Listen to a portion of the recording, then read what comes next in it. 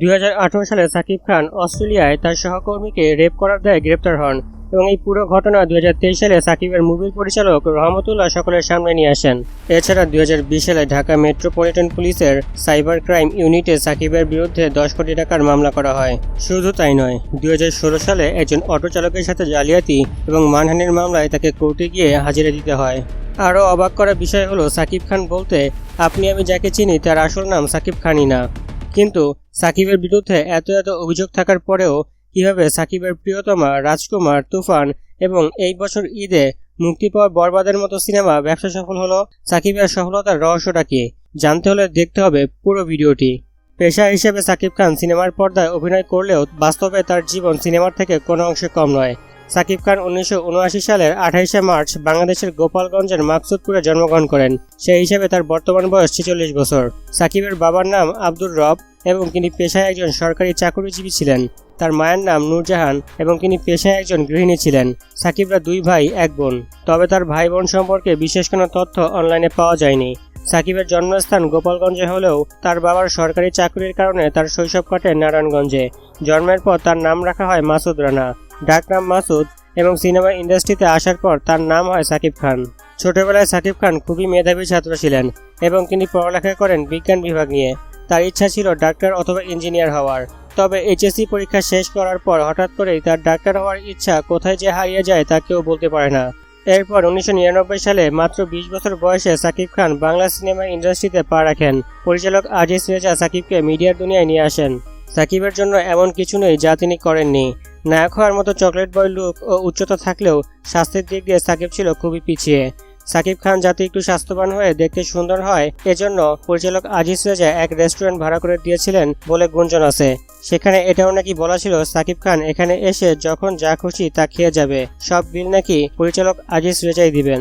সাকিব খান প্রথম চুক্তিবদ্ধ হয় সবাই তো সুখী হতে চায় সিনেমায়, তবে তার প্রথম মুক্তিপ্রাপ্ত সিনেমার নাম অনন্ত ভালোবাসা। ছায়াছবি হিসাবে অনন্ত ভালোবাসা ব্যবসা সফল না হলেও নায়ক হিসাবে সাকিব খান সকলের দৃষ্টি আকর্ষণ করেন।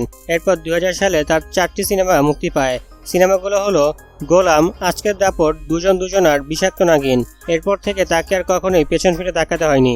বাংলার কিংবদন্তি অভিনেতা অভিনেত্রী যেমন মান্না, রিয়াজ, ডিপজল, মৌসুমী, পূর্ণিমা, শাবনূরের সাথে অভিনয় করার সুযোগ হয় তার। বাংলাদেশের শীর্ষ আয়কারী সিনেমার তালিকা করলে সাকিবের বেশ কিছু সিনেমা রয়েছে, যেমন তুফান, প্রিয়তমা, রাজকুমার, পাসওয়ার্ড ইত্যাদি। এই সকল ছবির মধ্য দিয়ে সাকিব খান শুধু বাংলাদেশের নয়, কলকাতার জনপ্রিয় নায়ক হয়ে ওঠেন।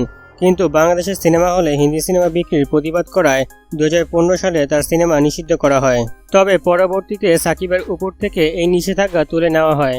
এরপর 2017 সালের 10 এপ্রিল অভিনেত্রী অপু বিশ্বাস নিউজ 24 এর লাইভ শোতে তিনি সাকিবের সাথে তার গোপন বিবাহ ও সন্তানের বিষয়টি সামনে আনেন এবং এর পাশাপাশি বহু অভিযোগ করেন সাকিবের বিরুদ্ধে, যার ফলে বাংলাদেশ চলচ্চিত্র পরিচালক সমিতি আবারও সাকিবের সিনেমা অনির্দিষ্টকালের জন্য নিষিদ্ধ ঘোষণা করে।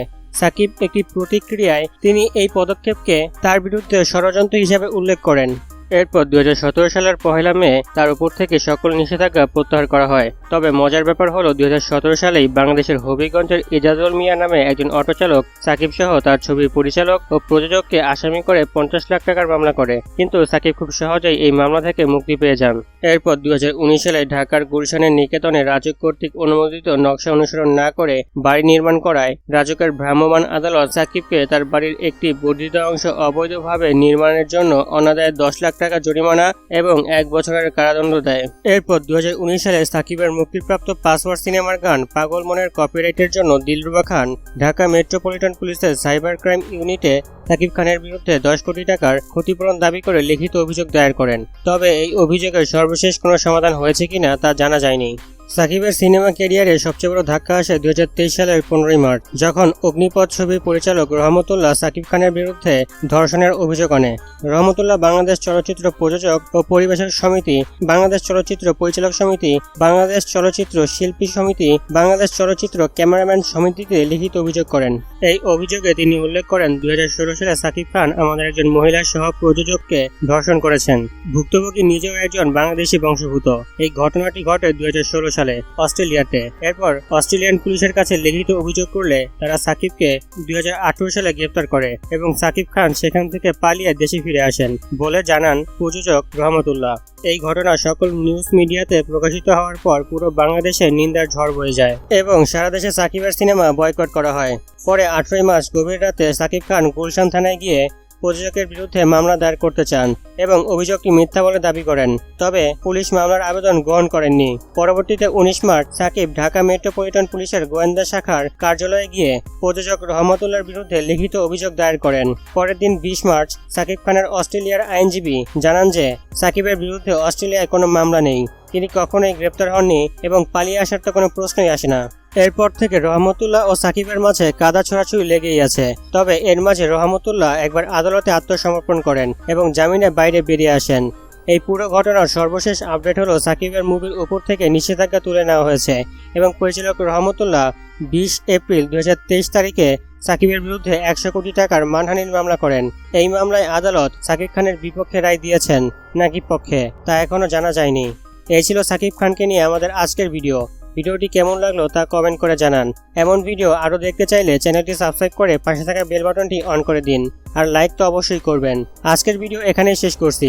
ভালো থাকবেন ও ভালো রাখবেন আপনার চারপাশ। আসসালামু আলাইকুম।